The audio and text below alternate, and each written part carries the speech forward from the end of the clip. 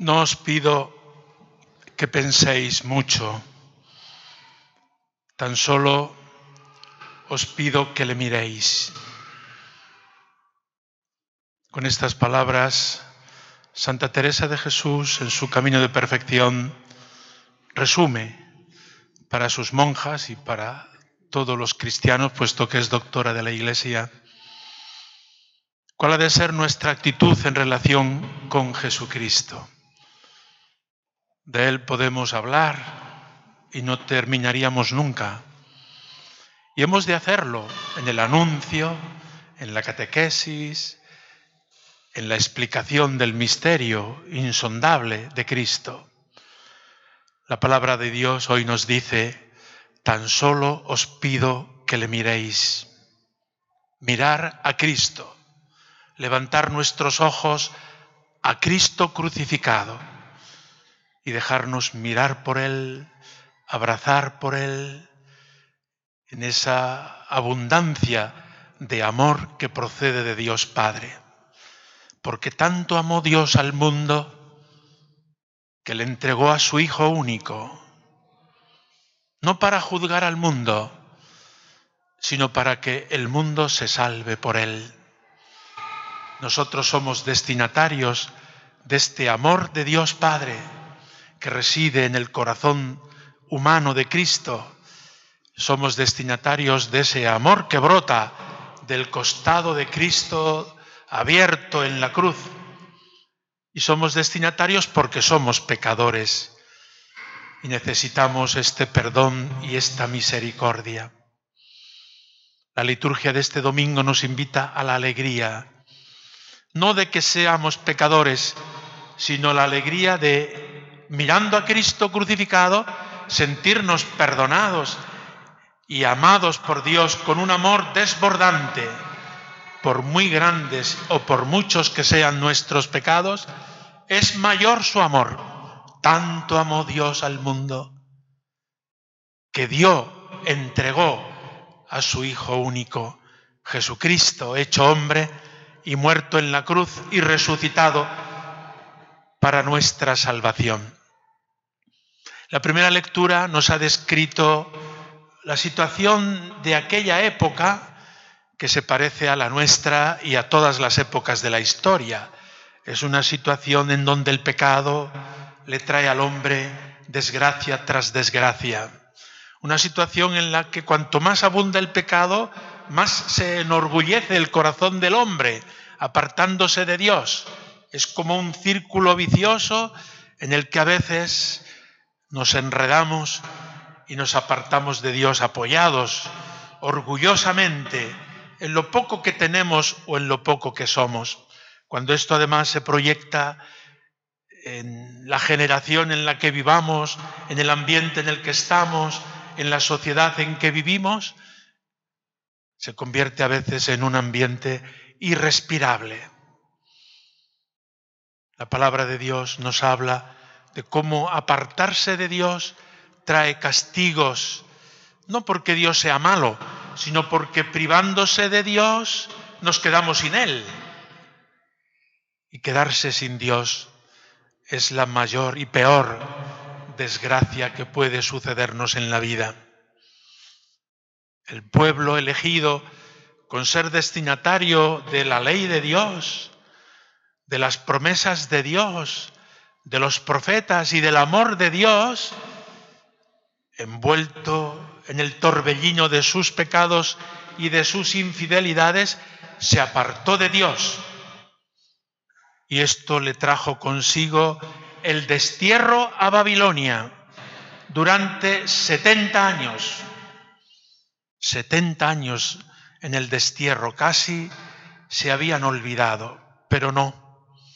De padres a hijos se transmitieron la fidelidad y la alianza de Dios, el amor de Dios a su pueblo que un día volvería a florecer. Y hemos cantado el Salmo responsorial en ese contexto de destierro, de lejanía de Jerusalén. Que se me pegue la lengua al paladar si no me acuerdo de ti, Jerusalén. Si no pongo a Jerusalén, podemos decir, a Dios, en la cumbre de mis alegrías.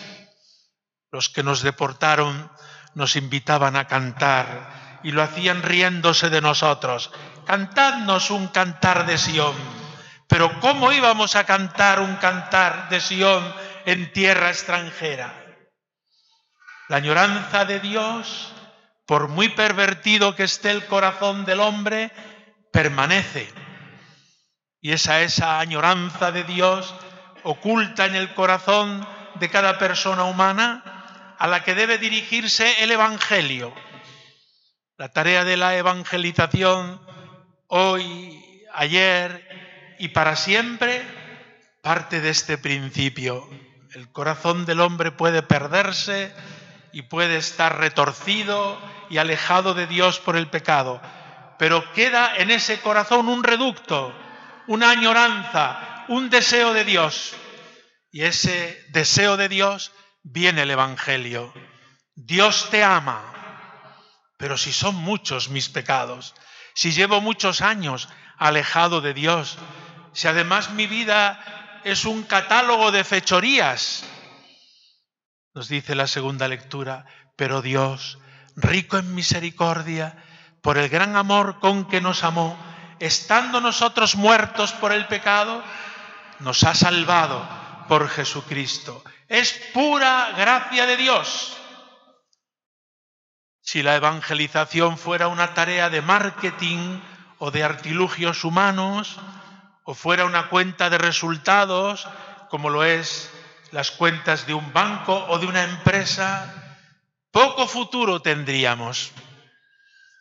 Pero la evangelización tiene un punto de apoyo, el gran amor con que Dios nos ha amado en Jesucristo, y ha quedado en esas imágenes del crucificado para que lo miremos. Y desde ese corazón brota continuamente un amor sin límite para todos nosotros. Dios, rico en misericordia, por el gran amor con que nos amó, estando nosotros muertos por el pecado, nos ha hecho vivir con Cristo. Por pura gracia estáis salvados. Y no se debe a vuestras obras, se debe a ese amor de Dios. Amor de Dios por un lado, añoranza de Dios en el corazón de toda persona humana, hacen que el Evangelio y la evangelización tenga presente y futuro. Seguimos anunciando a Jesucristo y a Cristo crucificado, porque es el resumen del amor de Dios a los pecadores, entre los cuales nos encontramos cada uno de nosotros. Esa es la esperanza del Evangelio y de la evangelización. Jesucristo, hablando con Nicodemo, vuelve a repetir estas ideas. Tanto amó Dios al mundo que entregó a su Hijo único, no para juzgar al mundo. Dios no excluye a nadie, sea cual sea su situación, sea cual sea su condición, sea cual sea su ideología, su postura. Dios no excluye a nadie. En el corazón de Dios todos tenemos un lugar. En el corazón de Cristo todos tenemos escrito nuestro nombre. Porque el Hijo de Dios no ha venido para juzgar ni excluir, sino para que el mundo se salve por él. Y en este mismo discurso y en otros del Evangelio aparece ese drama redentor. Drama que se verifica en nuestra propia vida y drama que vemos tantas veces realizado en nuestro entorno. El pecado sigue existiendo. El pecado nos acecha tantas veces. A veces nos puede, es mayor que nuestras fuerzas porque somos débiles. El pecado a veces como que enturbia y contamina el ambiente en el que vivimos. Y ese pecado está expresado en el término de las tinieblas. Las tinieblas, además, no quieren ver la luz. Se tapan los ojos, dan la espalda a la luz, porque no quieren que sus obras se vean a la luz. Apliquémoslo cada uno personalmente a nosotros mismos. Y a poco que miremos en nuestro entorno veremos cómo esa rabia contra Dios, el pecado bajo el símbolo de las tinieblas, impide que la luz de Cristo, el amor de Cristo, que es más grande que todos nuestros pecados, llegue al corazón de cada persona, lo sane, lo restaure y lo haga vivir para Dios y para los demás. ¡Qué misterio tan grande! Un amor de Dios que es enorme y que es inmenso, y el pecado que es una resistencia continua a ese amor de Dios. Pero sabemos, a la luz de la palabra de Dios, que el pecado no es irresistible, sino que ese amor de Dios entrará en el corazón del hombre según Dios tenga en sus planes y según la libertad del hombre se abra en su momento apropiado. Por eso en el tiempo de Cuaresma no solo caminamos cada uno personalmente hacia la Pascua, a morir con Jesucristo para resucitar con Él, sino que es toda la Iglesia y es toda la humanidad. Tiene este sentido también de intercesión.